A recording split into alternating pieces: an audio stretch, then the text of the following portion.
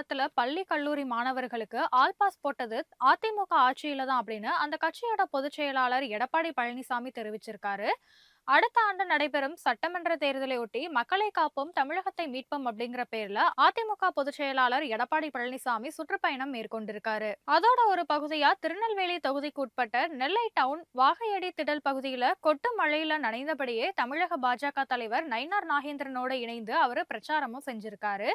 அப்போ பொதுமக்கள் கிட்ட பேசிய எடப்பாடி பழனிசாமி அவர்கள், கூட்டணி அப்படிங்கிறது காலத்துக்கு ஏத்த மாதிரி மாறும். ஆனா மக்கள் நிலையானவங்க தான் அப்படின்னு தெரிவிச்சிருக்காரு. முரசொலி மாறனுக்கு உடல்நிலை பாதிக்கப்பட்டிருந்த போது கூட மத்தியில கேபினட் அந்தஸ்தோட இலாகா இல்லாத அமைச்சர் பொறுப்பை பாஜகவினர் வழங்கினதா சொன்ன அவரு, ஆனா அந்த ஆட்சியை தான் தற்போது திமுகவினர் குறை சொல்றாங்கன்னு விமர்சித்தாரு. சட்டமன்ற தேர்தல்ல அதிமுக கூட்டணி வெற்றி பெற்ற பிறகு தமிழகத்துல ஏழை அப்படிங்கிற சொல்லே இருக்காதுன்னு எடப்பாடி பழனிசாமி தெரிவிச்சாரு.